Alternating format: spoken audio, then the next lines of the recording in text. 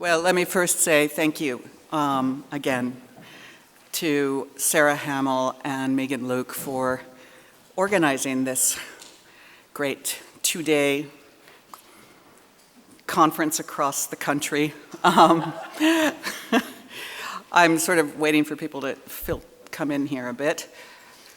My paper has a slightly odd relationship to the topic, but that's okay.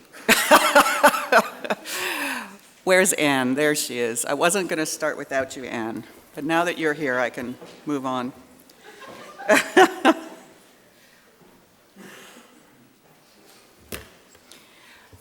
The screen remained entirely black. Night after night, the American sculptor Gutzon Borglum, most famous for making Mount Rushmore, projected a 2.5-inch glass slide with a paper X onto a huge canvas. This improvised screen, measuring at least 28 by 30 feet, was hung between two telegraph poles 700 feet from Borglum's house in Connecticut in 1922. The newly invented outsize projector was inordinately powerful, yet the canvas remained a blank, a shadow. Why? Was the beam of light still too weak? The night too bright?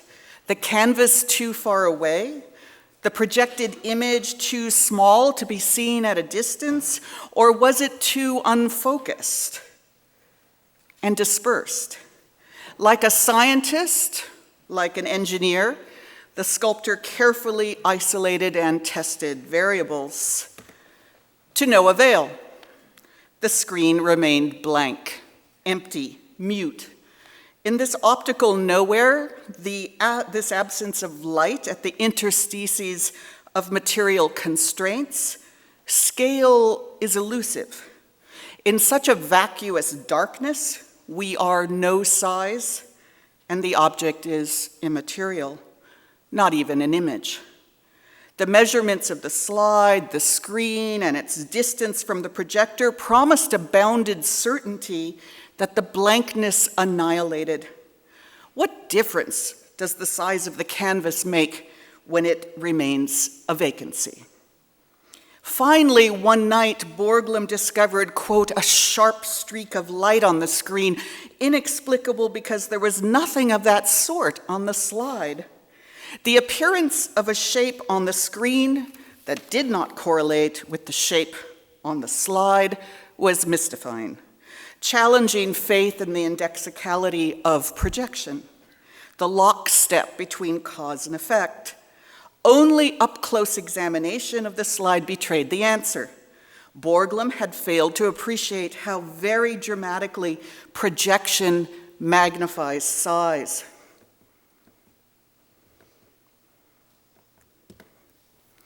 In cutting out the strips of black paper, someone had let the shears slip ever so slightly. Through that hair-like opening had slipped the ray that struck a streak of light clear across the screen. The enlargement of the X was so enormous that the shadow cast by the strips of paper where they crossed had actually blotted out the gigantic screen. The sculptor had not been able to understand why the screen remained dark because he had not been thinking big enough. For him, enlargement at this scale had been unimaginable. Blown up so large, the X was not legible. Without a ground of adequate size, its edges were not visible. In this experiment, colossal magnification made form invisible as form, turning it into a mere blank ground. Loss of legibility or recognizability everywhere underwrites the story of colossal making. How can an artist construct gigantic things, especially mimetic sculptures, when their very size prevents apprehension by exceeding the optical field? Given great distances needed to apprehend the gigantic as form, how can this distant view be reconciled with the up-close gaze needed for manual labor? When form is so big it fills the field, threatening to become ground, not figure, how can makers locate its boundaries and make discriminations? After Borglum had discovered the hair-like opening, he knew what he needed to do. He painted a slide black and with a pinpoint, this is a quote, scratched through the black a man's head not as large as a split pea. He thus inverted the light and dark of the first slide and sought to make form visible not as occlusion, the black X, but as illumination, the scratched away head. Once projected, quote, in lines of blazing light, the head stood out on the dark screen, covering its surface. It was as clear and distinct as if it had been cut there with a keen knife. In this triumphant narrative, a process that had begun as additive and two-dimensional, paper pasted onto a glass slide, in turn projected onto a canvas, here becomes subtractive and sculptural, as if it had been cut there with a keen knife. The language is not coincidental. Sculpture was Borglum's ultimate goal. In the winter of 1922, 5 years before he began sculpting Mount Rushmore, he was trying to devise a way to carve a colossal relief commemorating the Confederacy on the face of Stone Mountain, Georgia, called the largest body of granite in the world. A photograph shows Borglum with binoculars, gazing at the mountain from its base, the sculptor as viewer. The memorial was initiated by an elderly Confederate widow who had approached Borglum in 1915, the 50th anniversary of the end of the Civil War, the abolition of slavery, and also the very year, 1915, of the ceremonial revival at Stone Mountain of the Ku Klux Klan, officially disbanded since 1869. The monument and ceremony all attested to a lingering, acute resentment of the Northern defeat of the Confederacy and its abolition of slavery. Borglum's imagery was incendiary, a line of men on horseback echoing the KKK's night rides, but today I focus on his use of relatively new technologies, such as photographic projection and dynamite. My decision can be construed as an avoidance of politics, but Borglum's technological innovations were also bound, as I will argue, to the recent history of the Civil War. Stone Mountain is peculiar and immense. Its exceptionally smooth, flat, and continuous surface measures a mile high and almost 600 acres in area. From the first, Borglum appreciated that his challenge was to make a sculpture large enough to appear monumental against such an enormous ground. He immediately dismissed his patron's proposal that he sculpt a 10-foot-high head of Robert E. Lee as, quote, equivalent to sticking a postage stamp on the side of a barn. It would be absurd, it would be ridiculous. Instead, he imagined Confederate generals leading a procession of soldiers on horseback. The goal was quixotic. To appear monumental, the relief had to be gargantuan. Like so many builders, both then and now, Borglum wanted his sculpture to surpass colossal precedents, such as the pyramids, Sphinx, Statue of Liberty, and Panama Canal, all of which were mentioned repeatedly in the promotional literature. For example, quote, the great Sphinx of Giza would be hidden by Lee's hat. Comparing the size of Robert E. Lee's hat to that of the Sphinx may seem fanciful and absurd, but comparison is the name of the game when it comes to scale. Since we typically compare the size of things to our bodies, the colossal poses unique perceptual challenges because it is so radically unlike ourselves. Our difficulty apprehending immensity is compounded, of course, by distance, because things that are far away naturally appear smaller. Borglum's goal was to make a remote and monumental sculpture. He planned to center his carved relief on Stone Mountain, suspending it some 500 feet from the mountain's top and 400 feet from its base. Let me just show us the mountain again. His sculpture would remain physically inaccessible, a distant sight, a decision that made its construction absurdly challenging. Just the transfer of his design onto the precipitous mountain face would prove inordinately difficult. Borglum had consistently objected to sculptors' traditional enlargement of the model by the simple method of laboriously gridding the measurements or points of its surface. The sculptor thought that, quote, such mechanically, literally enlarged sculpture was soulless like some embalmed body dead. He was sure that photographic projection was a viable alternative. Didn't Stone Mountain, after all, resemble a mammoth screen? And projection promised flexibility. Alter the model of whatever size and whatever medium, and then photograph it to make a new slide. Here was an inexpensive method capable of extraordinary translations in scale. As he pointed out, quote, the slide was small enough so that I could hold it in the hollow of my hand, but the picture covered nearly an acre. Still, the challenges posed by projection were perpetual and surprising in degree. In Connecticut in 1922, when Borglum had replaced his scratched-out head with a photographic slide of his sculpted model, he once again stared at a blank screen in utter frustration. Nothing. Like the X, the model's sculpted generals had disappeared once projected. But he tells us, quote, suddenly my little 6-year-old daughter exclaimed and told me to look at the horses and soldiers on the snow on a hill beyond, over 1,500 feet away, so distinct I could have redrawn them on the snow. Once again, Borglum had not been able to predict the radical magnification of projection. Like the X, the army had been too big for the canvas.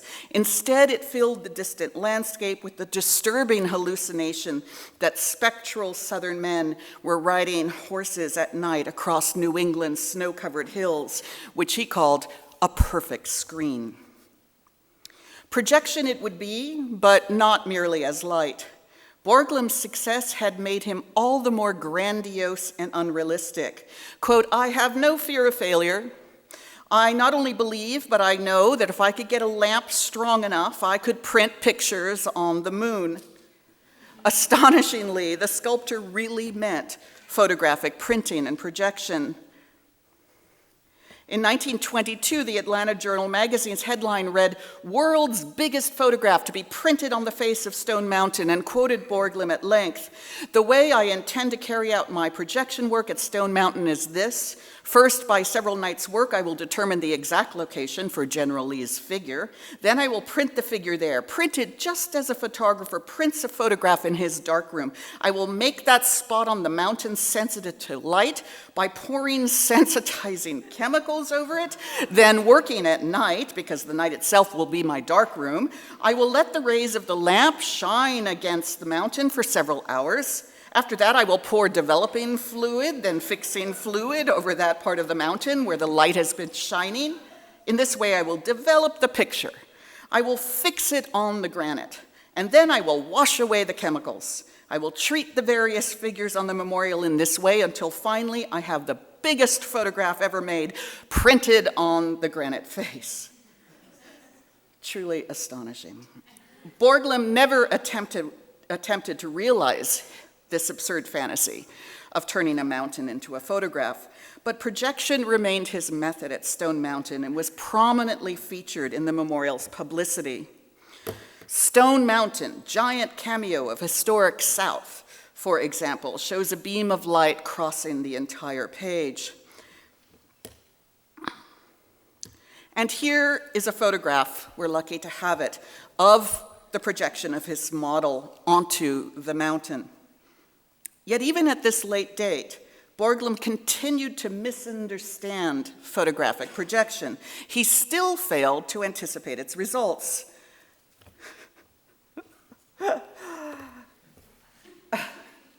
No, that's in the wrong place. Oh my goodness, I'm sorry. Thought I had done this better. Okay, never mind.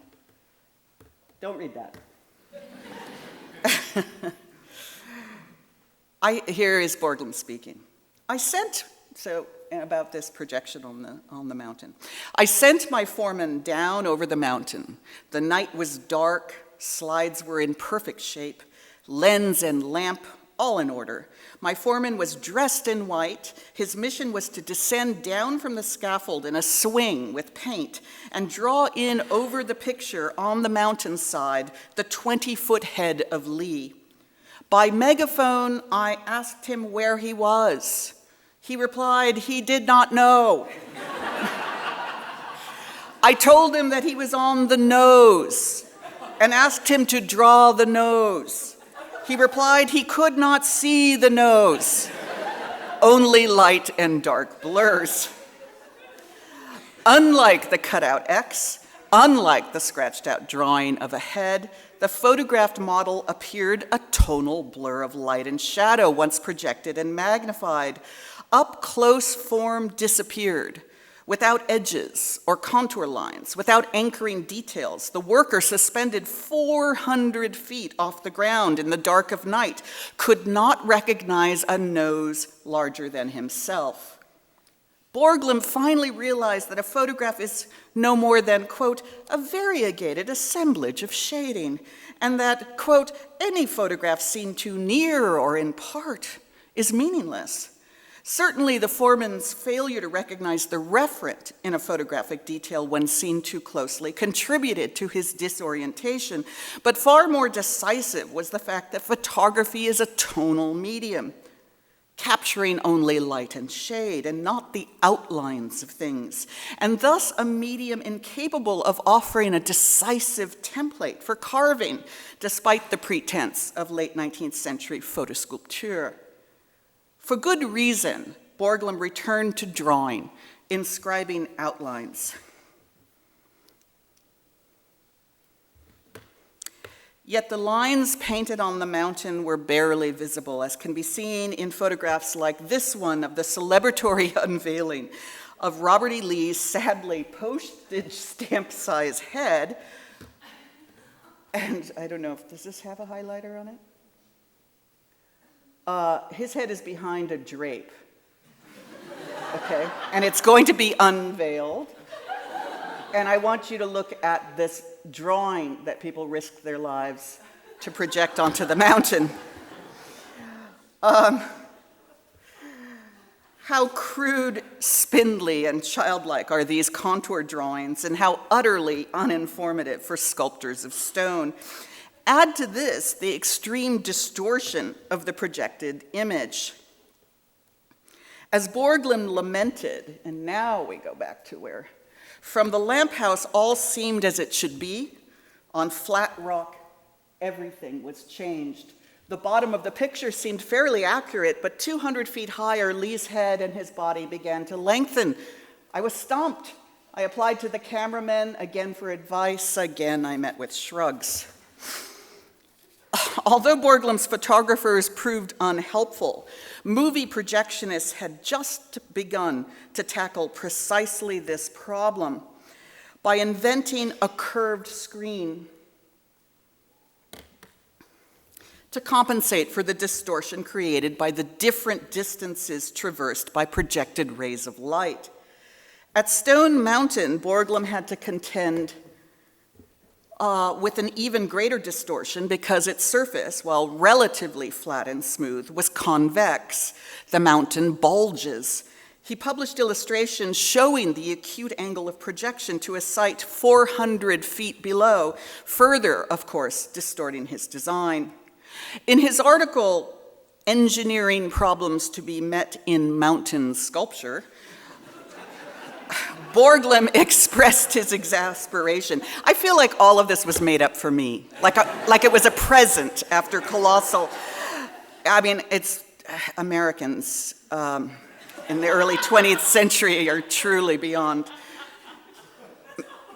hallucination, really. Anyway, in his article, Engineering Problems to be Met in Mountain Sculpture, Borglum expressed his exasperation about the distortion. If I could tip the mountain over so as to place its surface at right angles to the center of the lens, I would get approximately a true picture. Or if I built a tower 400 feet high, I could project a fairly accurate picture head on. Each was impossible.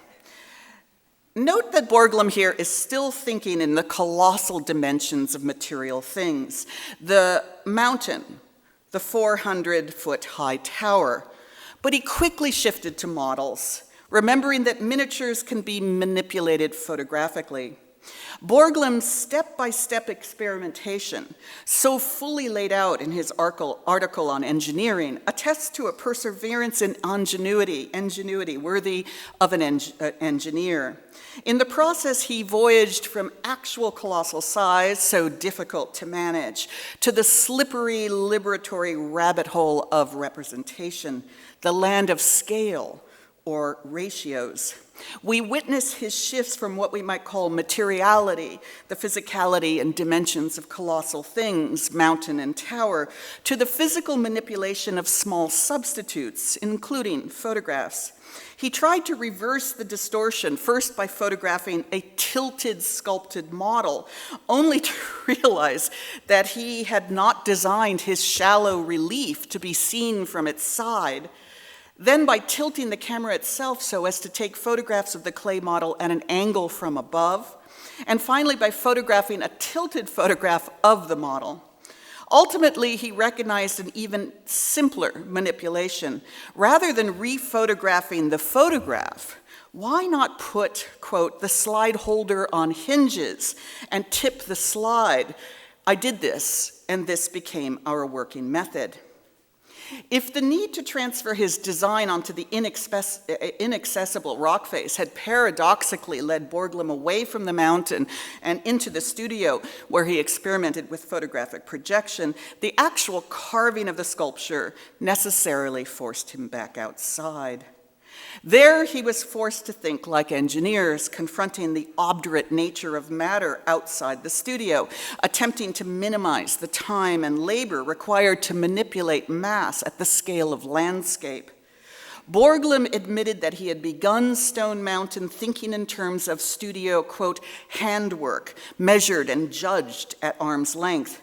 I had not proceeded long before I realized that the small amount of stone I was removing, costing me so much a foot to remove, was destructive and too costly. I could not get rid of the useless mass of stone fast enough. The sculptor also underscored his need to invent technological solutions to compensate for the loss of ancient Egyptian slavery. He was repeating an argument often made to champion modern industrial innovation and its swift conquest of colossal dimensions. Quote, without some effective substitute for the thousands of enslaved craftsmen of the Egyptian days, our undertaking would never come to an end. Enter the Belgian engineer, who had come to Stone Mountain to see, quote, the lantern work. Projection drew him, but he left behind dynamite. Borglum had already entertained the use of dynamite, but was wary of its destructive force, thinking that, quote, high explosives can only be used to destroy, disrupt, tear asunder, and wreck. Then another thought came to me. Why not control the explosive force? The Belgian engineer convinced him that such control and precision were possible. With, as he said, the result the world knows, we have literally carved with dynamite. For the modern colossal monument builder, dynamite proved to be the answer, at once economical, efficient, and symbolic of unprecedented power. But Borglum's repeated reference to the loss of Egyptian slavery was, of course, euphemistic. The slavery no longer available to Borglum, starting in 1915 in Georgia, was black slavery.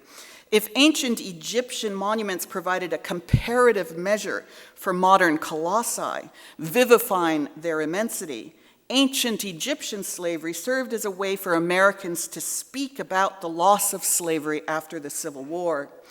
Dynamite made it possible to build a colossal memorial to the Confederacy without black slaves. Borglum's assumption was that a post-slave society needed dynamite. And what answered early 20th century American grandiosity and hubris better than dynamite? When Borglum turned to DuPont, he was approaching the suppliers of dynamite at the Panama Canal. Like the canal, the sculpting of mountains was a subtractive rather than additive procedure, requiring the elimination of matter. But once rock was subtracted from mountains, the process was irreversible, and accidents happened. Despite utmost caution, one of the first blasts was so powerful that a boulder flew 186 feet and snapped a nearby tramway cable. Most dramatically, at Rushmore, mistakes in dynamiting Thomas Jefferson's head, originally to Washington's right, led to its complete destruction by dynamite, an event recorded on a film clip. Now, I was told how to do this.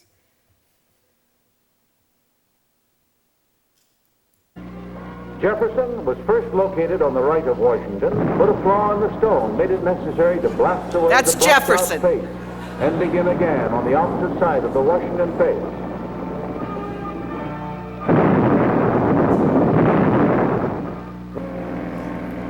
After drilling 2 to 6 feet, Dynamite. Borglum's loyal photographer. Oh, dynamite could shape a nose, and it could also blow away a 60-foot head. Borglum's loyal photographer, Charles Demery, nevertheless observed how minimal was the effect of so much blasting. Quote, nearly 500,000 tons of granite have been blasted from the mountain top to date. He's talking about Rushmore, in fact. But from a distance, it's just a scar. A scar. During its construction, and we're actually seeing a later stage, I can't talk about all of that, Stone Mountain certainly looked mutilated. The surface appeared uneven, marred, quarried, not sculpted. And unlike the many manipulated photographs and postcards of the Confederate memorial, Borglum's sculpture did not project from the mountain's surface as relief. Instead, its projection required removal of the mountain's surface, the making of a ditch in the rock as deep as 12 feet, against which figurations slowly and tenuously appeared. Oddly, the sculptor never considered how he would frame that hacked away space. The fantasy of additive relief that the photographic manipulations had invited seems to have blinded him to the ugliness of his work's white gash. In 1925, only Robert E. Lee's head had been finished and ceremonially unveiled when relations between Borglum and his patrons broke down. The conflict was political, involving different factions of the KKK, and also financial. Borglum was fired. In fury, he destroyed all of his models, both in his studio and on the mountainside, and fled a wanted man to North Carolina. In 1928, 6 years after he had stared at a blank screen in Connecticut, his 20-foot carving of Robert E. Lee was finally hurled down the mountain. Excavation became erasure. Today, I do not have sufficient time to discuss Borglum's sculpture at Mount Rushmore at any length. Suffice it to say that the Rushmore monument, unlike Stone Mountains, appears a protrusion, a physical, not solely optical projection. Partly this derives from the fact that the mountain itself is craggy, lumpen, and wrinkled, in a word, sculptural. Rushmore forced Borglum to think like a sculptor, that is, three-dimensionally. It did not offer a screen for virtual sculpting. For this reason, in what may have felt like a retreat from his principles, Borglum gave up photographic projection there and returned to traditional methods of enlargement. Still, he continued to deploy dynamite, which proved, as you've seen, to be an unexpectedly powerful but also versatile instrument. He was always sensitive to conditions of lighting, for example, and made shifts to his composition in order to maximize the hours of its illumination. Halting dynamite, he adjusted his composition, for instance, the turn of George Washington's head.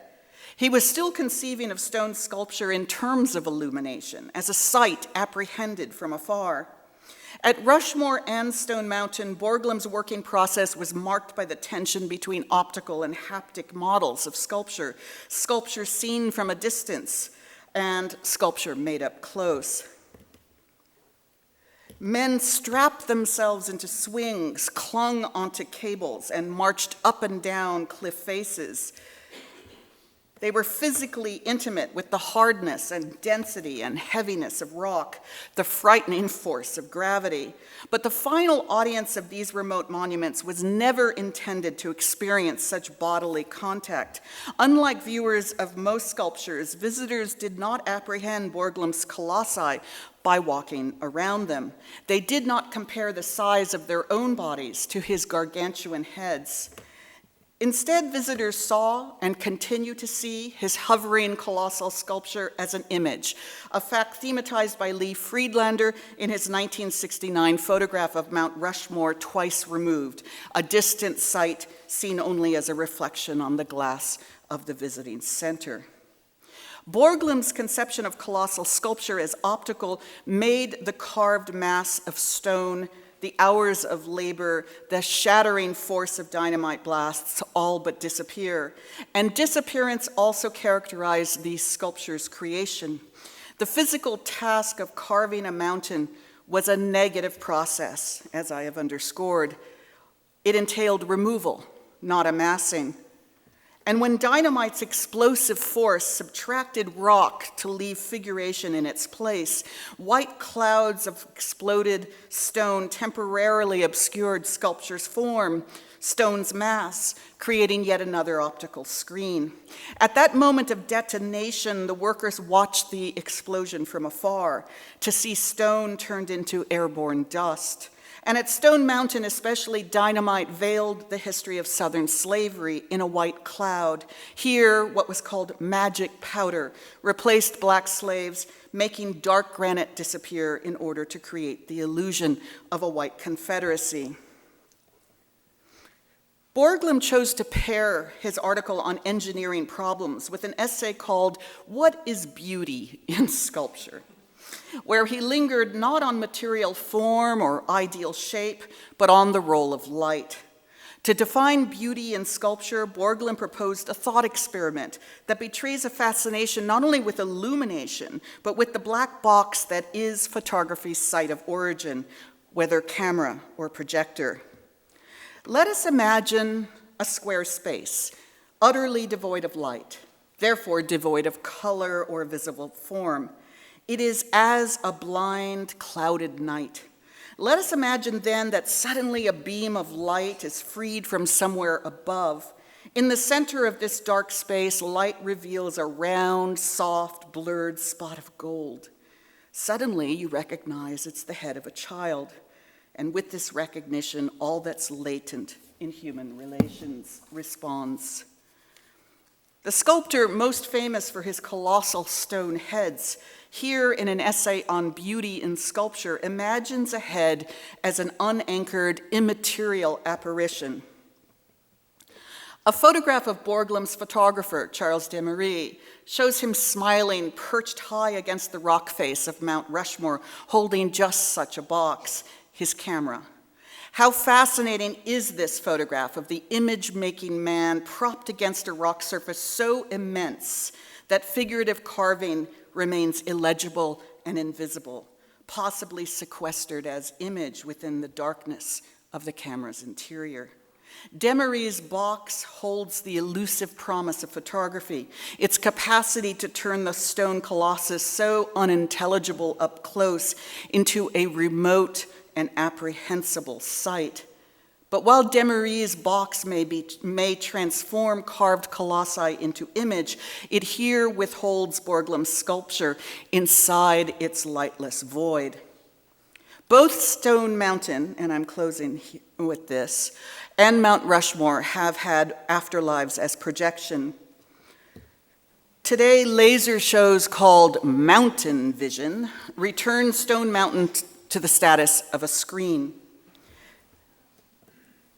And in Alfred Hitchcock's North by Northwest, Rushmore is both a physical site and an image seen through the visiting center's telescope. Fears, and I'm talking about actual fears, that Hitchcock's actors would scramble over the president's faces led authorities abruptly to prohibit his filming of live actors, not only on the real sculpted heads, but even more problematically, on models. Ultimately, they relented, and Hitchcock was given permission to use a Mount Rushmore model on the condition that the president's faces be shown below the chin in scenes involving live actors. In Los Angeles, the director relied on mock-ups of non-figurative portions of the surrounding rock, quote, just enough to put the actors on. For the heads themselves, Hitchcock rear-projected photographic slides of Borglum's work onto a curving screen.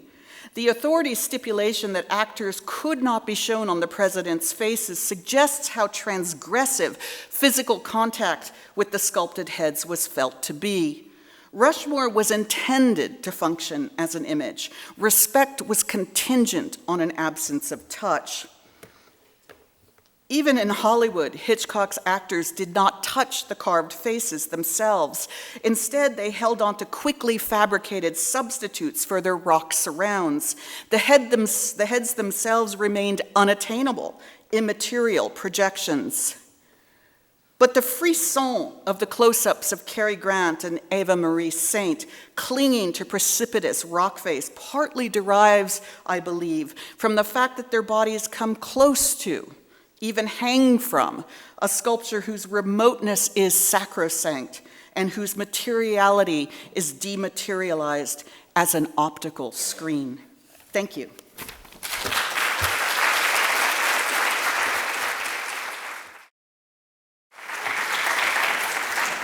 Thank you. Thanks for the invitation to participate. I'm really already looking forward to the questions. And couple of things. I'm going to go a little bit rapidly so that we can stick to schedule and get to lunch. And also, I'm going to be talking about a lot of 3D, illusionistic 3D objects here, but you won't be able to see them that way, unfortunately. So if later in the day you want to catch me, I have a stereograph and a little handheld viewer. If you want to have the real experience, I'm happy to oblige. Okay.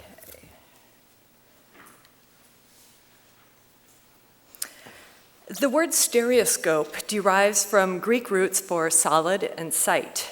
Invented by Charles Wheatstone in 1833 as a philosophical toy, the device was touted for endowing two-dimensional object images with the impression of solidity. The wonder of this solid image comes from dismantling and reassembling ordinary visual operations. In other words, the mind accomplishes with pictures what it does in the real world. In a way, stereoscopy renders every object sculptural, but also intangible. Sculptures appeared in the very first stereoscopic photographs and have continued to be an important subject throughout the history of three-dimensional imaging technologies. 3D seems to rise and fall in roughly generational cycles, and sculpture, I will contend, is implicated in this pattern more than incidentally. In initial stages of experimentation, sculpture is used to test, refine, and demonstrate the technology. Then, when the technology migrates into commercial markets and social settings, sculpture's role as subject matter changes. Finally, and often via an attempt to reverse engineer sculptural objects from multiple two-dimensional images, the conclusion is reached that the virtual three-dimensional image is an end in itself. The potential redundancy of sculpture and stereoscopy, based on the claims both make to solidity, could give way to rivalry based on the allure of the virtual over the tangible. In what follows, I will examine a few moments in this cyclical history, paying particular attention to the first wave of stereoscopy's popularity in the mid-19th century, and then pointing out parallels and recurrences thereafter. First, it is important to mention that stereoscopy predates photography, if only by a short year or two, and it does not strictly require photography. Rather than a mode of representation, stereoscopy is a means of studying the phenomenon of binocular vision. As Wheatstone observed in his 1838 paper, Contributions to the Physiology of Vision, the two eyes receive two slightly different two-dimensional retinal images, which the brain then synthesizes into a three-dimensional whole. To demonstrate this, he built a stereoscope using mirrors. Pairs of drawings of geometric figures are placed one on either side. That's the images go here in the areas marked E. Mirrors, signaled with the A in the center there, reflect the pictures one to each eye, and when the visual system does its work to cohere them, a three-dimensional image seems to hover in the air in front of the viewer. Stereoscopy in this initial demonstrative format reproduces the process of human vision, not the objects of human perception. While Wheatstone was theorizing and building the stereoscope in the 1830s, he was also aware of concurrent experiments with photography. His social and intellectual circles overlapped with those of William Henry Fox Talbot, John Herschel, David Brewster, and others. Many early photographs like these are of sculptures for obvious practical reasons. They were ready to hand, they didn't move, and they were high contrast in relation to dark backdrops, thus accommodating slow emulsions. Wheatstone and others immediately recognized the applicability of photography to the stereoscope. Not only would there be greater variety of possible subjects, because the cubes and other geometric forms get pretty boring, the experience would more closely replicate what it is like to see things in the world.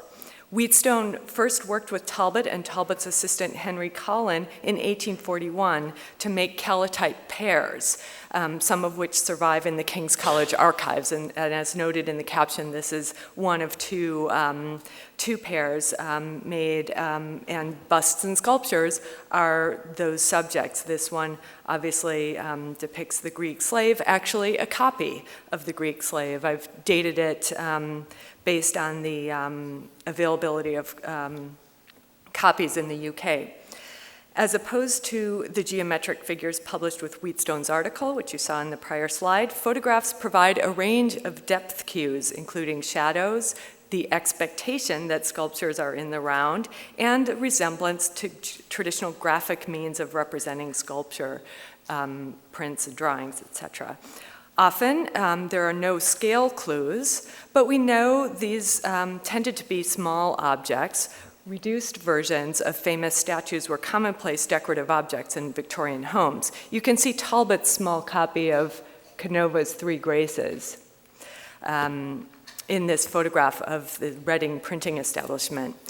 You can also see similar objects in these early daguerreotypes and in these prints by Bayard, who is using the objects, which he seems to have hauled unceremoniously up to his roof, to test different processes. Antoine Claudet, who became a prominent daguerreotypist and explorer of stereoscopy, actually started out as a retailer of the glass shades and domes meant to go over statuettes, wax flowers and alabasters. And this isn't by Claudet, but you see one of those domes covering one of those sculptures. These domestic articles are found arranged in so many stereographs and photographs. I could go on, but I'll move to other areas. David Brewster, Wheatstone's counterpart in research into binocular vision, even his competitor, discussed the aesthetics of stereoscopy, photography, and sculpture in an 1851 article and later in a chapter of his 1856 book, The Stereoscope. In the book's introduction, we see our friend, the sculptural bust, of course rendered as a wood engraving. Another sculpture is seen in the Brewster viewer below. Brewster points out the advantages to the artist of referring to stereoscopic views rather than to drawings or prints of sculptures in faraway locations. He writes, when combined in the stereoscope, the artist may reproduce the statue in relief in all its aspects and of different sizes and derive from its study the same advantages which the statue itself would have furnished. Although based on that example, which is from one of Brewster's albums, you would need to go to the real thing. You're not going to get all the advantages from that calotype. Note in that formulation, too, that reproduction is occurring in the artist's mind as he views the stereo pair, not at the moment when the photographer exposes the plate or makes the prints. But the photographer's task was certainly crucial for Brewster. The stereograph must, he insisted, be made correctly, with twin lenses separated by an interval equal to the distance between the human eyes, approximately 2.5 inches.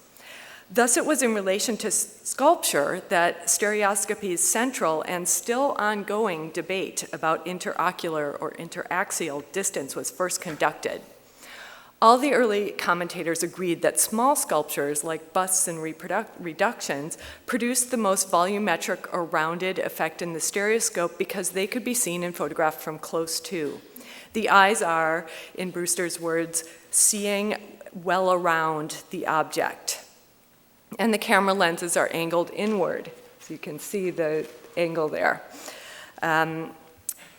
Larger sculptures, by contrast, must be seen and photographed from a greater distance, and this places the point of convergence at such a distance that the lens angles and visual axes tend toward parallel. The resulting image is effectively two-dimensional, even in the stereoscope, resulting in a sort of stage flat or planar effect. It was therefore quite common to make stereographs from miniature replicas to avoid this problem. And there's a parallel in the photographic reproduction of engravings after paintings rather than paintings themselves to avoid the tonal irregularities of emulsions. Nor was this photography of miniature strictly a 19th century expedient. A century later, your viewmaster craftspeople would make miniature models of all of these colossal, they're tabletop dioramas that are pretty amazing to see as sculptures. However, back to the 19th century, the reverse could also happen, a full-size original appearing miniature in the stereoscope. This resulted from widening the distance between the lenses in order to increase the stereoscopic angle. This was tempting for the photographer who wanted to capture a larger object or a more extensive scenario. This is both parts of the image that Joel showed this morning, and he also described what a large plate it was. So necessarily the camera lenses were, or maybe only one camera was used and moved, but further apart than the 2.5 inches between the human eyes. So you can also tell by the degree of disparity even in these two images as you compare them. Mid-century descriptions of stereoscopy often refer to this miniaturizing effect. Objects look like models and people like dolls. That would have been the case with a view like this one. For some, this effect was problematic, a distortion of natural vision. For others, it was fascinating. Then, as now, the interocular debate, despite its very real effects on sensory experience, was stifled or sidelined in the rush to standardize stereoscopic photography for the consumer market, leaving a few lone voices complaining about bad 3D and audiences suffering with headaches. Sculpture is key here in underscoring the special properties of stereoscopy, reinforcing its three-dimensionality even in the face of its inadequacies, such as planarity, miniaturization, or failure through any number of other errors. Reviewers took to writing about stereoscopy as a sculptural medium as opposed to a drawing medium. Stereographs of sculpture were commonly referred to by mid-century as copies of the sculptures, or to take it to another level of indexicality, seeing the stereograph was, many commentators declared after Brewster, the same as seeing a sculpture. If that's true, stereoscopy obviated the existing means of copying sculpture in 3 dimensions, such as founding, casting, stamping, electrotyping, etc. Viewers learned, whether through their own experience or through explanatory texts, to understand stereoscopy as a conversion of sculptural objects into virtual models, perhaps in some way as a solidification of an increasingly phantasmagoric world of commodities. That reference to commodification should signal that I've moved from stereoscopy's initial research and development phase into its flourishing as a form of mass visual culture. Materially, it's worth noting these commercially produced stereographs are different from the calotypes and daguerreotypes of the 1840s and early 1850s, daguerreotype on the top, later stereograph on the bottom. Just as handheld and lens-based viewers took over from that Wheatstone mirror device I showed at the beginning, collodion on glass negatives and albumin papers became the materials of choice for photographic negatives and prints, which were made and mounted at standard sizes. Collodion emulsions were fast, producing extremely fine detail in the negative that was preserved in the albuminized paper positive. Now, so-called instantaneous photography was possible, and this opened up new kinds of stereoscopic subjects, such as city scenes, where you have major depth cues and effects. But sculptures continued to appear in stereographs, no longer as convenient test cases for the physiology of binocular vision, but as things encountered in public, in exhibitionary spaces and culture. We are shifting from the optical aspects of spectatorship to its social aspects, and by extension, to the commercial imperative to collect and accumulate. The best sites for investigating this, of course, are the World's Fairs, explicitly intended as they were to herald modern scientific and artistic achievements. Today, I'll just discuss one of those events, the 1862 Universal Exhibition in London, and its particular significance for stereoscopy and sculpture. Spearheaded by Prince Albert, the 1862 exhibition was premised on the innovations of the Great Exhibition of 1851, especially its revelation of consumer culture, despite the fact that the goods on display in the Crystal Palace had not been for sale. As Charles Babbage put it in a summary report, the fine arts idealize nature by generalizing from its individual objects. The industrial arts realize identity by the unbounded use of the principle of copying. The union of the two, enlarging vastly the utility of both, enables art to be appreciated and genius to be admired by millions whom its singular productions would never reach. In 1862, Babbage's prediction was realized if the trade in stereographs of sculpture is anything to go by. Whereas in 1851, stereoscopic apparatuses were sequestered amongst the philosophical toys, in 1862, the art status of photography and the sale of stereographic souvenirs were considered from the outset in the planning process.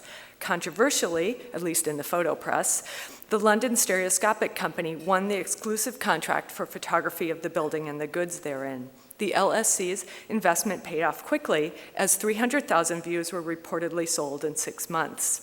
One popular set was of 100 slides of, quote, the masterpieces of sculpture and all the finest views of the exhibition and its courts. Some of these depicted individual sculptures and groups with minimal extraneous background. Others are overviews, showing spectators and sculpture together in the venue. There were nearly 300 sculptures in the 1862 exhibition, scattered about the naves, as you see here, and also in the fine arts section, of course. Echoing Babbage, an art journal reviewer enthused, now, instead of being almost the exclusive inheritance of a privileged few, sculpture has been photographed into a popularity which must inaugurate a new era in the sculptor's art. The photographs of the London Stereoscopic Company form a complete gallery of modern sculpture, having this rare recommendation that it may be possessed as well as seen. Among the 300 sculptures on display, standouts for reviewers were Pietro Magni's Reading Girl and Raffaele Monti's Sleep of Sorrow, Dream of Joy. These, according to reviewer John Timms, are reproduced to the life in the LSC's stereographs. Quote, the veiled figures of Monti come out with terrible distinctness, and the pale, earnest features of the Reading Girl were copied with all the force of the statue itself, close quote. The language is evocative and somewhat paradoxical, perhaps unintentionally so, or perhaps alluding obliquely to the Pygmalion myth. Is it reproduction or transformation? Can veiled figures become distinct, pale features become forceful? In any case, we may infer that stereoscopy is somehow augmenting the power or aura already accrued to these sculptures through previous exhibition and replication.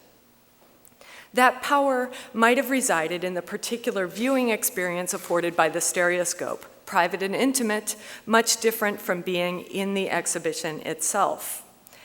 In the press, we find by now predictable comments about stereographs being adequate substitutes for seeing the real sculptures, and indeed, the 1862 exhibition posted fewer repeat visits than its 1851 prototype, although stereographs alone did not account for this.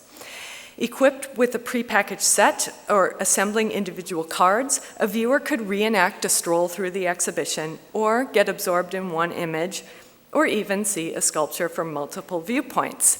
But before we think about these as any kind of deliberate series, I should note that the LSC purchased this statue and didn't have to pay reproduction rights, which is why you have many different perspectives proliferating. One last example from 1862 illuminates the changing nature of spectatorship.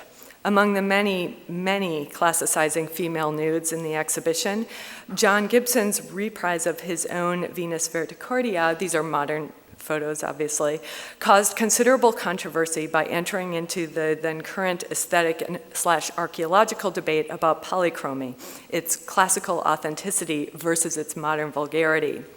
Curious visitors thronged to see the work, prompting journalists to remind readers that etiquette dictated one shouldn't monopolize the best points of view. And if one were a lady, maybe one shouldn't, quote, take even a hasty glance, quote, at the Venus. In these circumstances, stereographic views of Venus proliferated to augment an experience that might have been compromised in situ. Undeterred by the monochromatic aspect of photography, the LSC made hand-tinted versions, extra charge, of course. With stereographs purportedly substituting for sculptures and inaugurating a new era in the sculptor's art, it becomes necessary to consider the influence of stereoscopy on sculptural production. Some inventors thought that photography could produce sculpture, not merely reproduce it. The earliest patent for photosculpture was filed at exactly this moment, in 1860, by sculptor and photographer François Willem, his intention being to produce low-cost, realistic sculptural portraits with minimal time required by the sitter. I'll try to describe the process quickly with reference to some illustrations. The subject would be placed in the center of a circular room, then photographed simultaneously by 24 miniature cameras. Lanterns, and this is what some of the pictures would look like. These are held in the George Eastman House collection. Lantern slides of these images were then projected one by one onto a cylinder of clay, while at least two workers operated a pantograph, one tracing the silhouette, the other cutting it into the clay. After the silhouette was roughed out, other workers would model the shadows, folds, details, and areas not captured by the cameras. Lastly, the clay object would have to be rendered in a more stable material, such as porcelain or what have you. All told, a great deal of manual work. Willem also developed a second and entirely different, but equally impractical method of photo sculpture involving 50 photographs of the subject traced onto and carved into a cylinder comprised of 100 vertical slices, little thin wedges of wood. And since this one, they clearly didn't have the energy to finish it off, you can see those slices still visible, not smoothed out. Photosculptural studios in France, Britain, and the United States failed within the decade. Arguably, the virtual ephemeral stereoscopic image, itself a form of photosculpture, possessed adequate allure, and of course it could be manufactured more easily. It was, after all, in 1859 that Oliver Wendell Holmes had written, as Joel cited earlier, "Form is henceforth divorced from matter." Holmes went on to say that stereographs were, quote, a universal currency, banknotes, or promises to pay in solid substance, which the sun has engraved for the great bank of nature. Photosculpture may have failed, but the synthesis of multiple views is, of course, crucial to other lines of inquiry in subsequent decades, and I'm referring to the motion studies of Etienne Jules Marais. Marais deployed stereoscopy and sculpture in various ways beginning in the 1880s to show movement in space as well as time. Here I'm pointing out another episode of experimentation in which sculpture is instrumentalized within an investigatory context.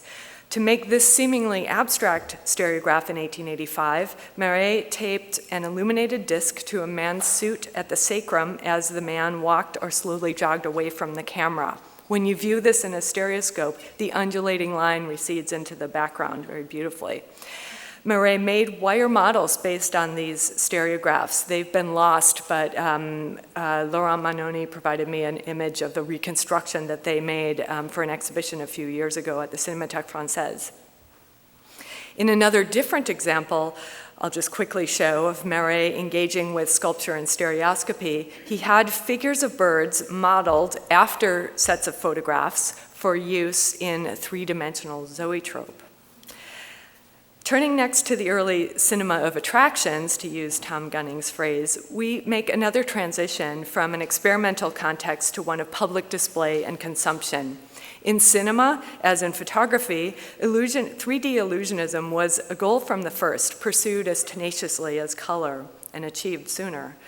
Various 3D moving image systems were offered to audiences in the early years of the 20th century using anaglyph, polarization, and line screens. No matter the technology, the action, hesitate to use the word plot, in 3D shorts mainly consisted of simple motion gags, lots of bullets in the face. But sculpture remained a tempting subject in early cinema because its coming to life could be dramatized in various ways, leading to amusing interactions between humans and statues. To cite a couple of examples, Méliès' La Statue Animée of 1903, in which a drawing instructor cobbles together a statue of a woman who comes to life and steals his hat. In another film, also called The Animated Statue of 1903, made in the United Kingdom, a man poses as a statue and fools a lifeguard, a baker, and a constable. Living statues are also promised by a 3D cinematic entertainment from around 1910 called Alabastra. The Alabastra does not rely on binocular disparity as such, but instead is a so-called Pepper's ghost illusion, a centuries-old trick that was regularly presented on stage in the mid-Victorian era. It's based on the fact that glass can both reflect and transmit light. As illustrated here, the image of a brightly illuminated actor can be bounced off of one angled pane of glass,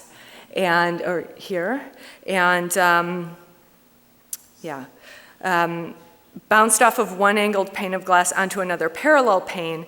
The image then will seem to hover behind the upper pane, which is invisible to the audience, and the image will hover on stage with the other actors. Thus, according to Gunning, the world of the virtual image is superimposed on the recognizable world of flesh and blood. Alabastra was patented by Oscar Mester, just as short variety films were giving way to multiple reel narrative features. Alabastra relied on the spectacle and novelty of three-dimensional illusion, augmented with sound from a synchronized phonograph and sometimes hand coloring. Like the theatrical Pepper's Ghosts of 40 years prior, a special stage was required for hiding the projector and panes of glass. Its scale such that the actors' images were around 30 inches tall. In a variant form known as kinoplasticon, images were projected from the wings and could be life-sized. The actors were filmed in bright light against a dark background, their chalk-white makeup apparently accounting for the name Alabastra and giving them a sculptural appearance. We have only to acknowledge the impact of Disney's Haunted Castle or the Tupac Shakur or Hatsune Miku holograms to understand the wonder of the Alabastra's singing, talking, moving picture figures in solid stereoscopic relief without a screen. And that last phrase is from Contemporary Reviews. The Pepper's Ghost illusion eliminates not only the screen, but also glasses or other viewing apparatus. Throughout the 20th century and continuing today, many inventors and entrepreneurs pursued the goal of autostereoscopic display, that is, glasses-free viewing. One episode in this quest took place in Nazi Germany under the auspices of the Raumbild Publishing Company. Their photoplasticon was a slide projector using a beam splitter and lenses. But I'm showing you this device mainly by way of transition to my next case study. Raumbild's investment in stereoscopy was not only technical, it was also political, firmly aligned with the National Socialist regime. Although the photoplasticon projector was not a success, Raumbild's 3D production also encompassed more traditional and reliable formats, sets of still stereo pairs illustrating subjects such as the 1936 Olympics, various party conventions and rallies, and notably for our purposes, a survey of contemporary sculpture, published in 1942. In this volume, the viewer and the slides, 135 slides, are tucked into the cover like so. As you can see from these examples, as photographs, these scarcely differ from the London Stereoscopic Company's views of the 1862 Universal Exhibition. What has changed is the declared program relating spatial experience with economic development, defense, political history, cultural philosophy, and even fate, according to an editorial of 1936. Within this ideology, sculpture was prominent. Albert Speer, who wrote the foreword to the Deutsche Plastik album, welcomed the return of classicism, truth, and beauty to contemporary art. Speer wrote, "In order to let all fellow Germans actively participate in this art, no difficult words of explanation are necessary. The new stereoscopic presentation will contribute in a magnificent way to allow the individual to understand and comprehend, and therefore to appreciate the sculptures," close quote. The texts in Deutsche Plastik emphasize the appropriateness of uniting stereoscopy and sculpture in the present moment. Quote, "It is our time in particular that demands the spatial image," close quote. The German round-built publications are full of intriguing quotations like that make them very tempting case studies, but it remains difficult to gauge their impact. Both technologically and aesthetically, they were already retrograde. Did figurative sculpture survive as a stereoscopic subject after the Nazis appropriated it so emblematically? In popular culture, certainly. A few more Viewmaster examples here. And you also find it in at least one notable film made during the brief 3D boom of the early 1950s. I had to finish with House of Wax. The protagonist, Vincent Price, is a sculptor who has been hideously disfigured in a wax museum fire and who builds his own perverse museum stocked with murder victims, their corpses covered in wax. Reviewers responded less enthusiastically than audiences to the plot, but even they acknowledged that the wax museum setting served, as one put it, to make plausible so many unusual, carefully spaced objects, which in turn made for good 3D effects. So here are a few screen captures of visitors to the wax museum interacting with the wax figures. That's a good one. Among the many other things we could say about House of Wax, its director and cinematographer made use of sculptural figures not only to serve the plot, but also to create compositions that would visually engage audience in the action. Again and again, sculpture has come in handy to test new three-dimensional imaging technologies, and then those technologies in turn change how we think about and make sculpture. Holography would have been another case study to introduce today for another time. That's really hard to reproduce in slides.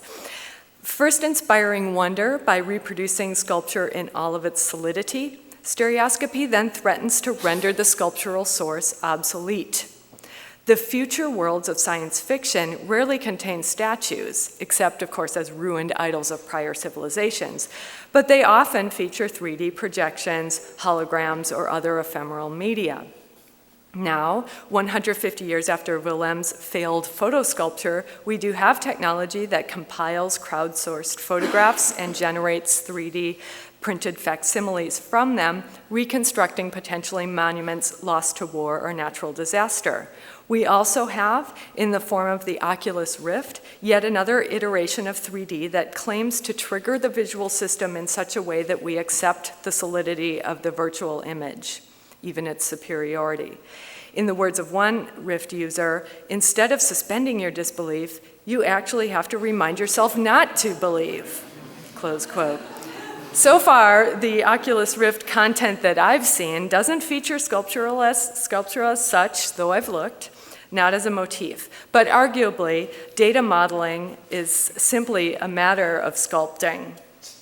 Oliver Wendell Holmes, again, to return to him, conclude with him, he spoke of sun sculpture. Algorithms now do what the sun once did. To close with another passage of Holmes.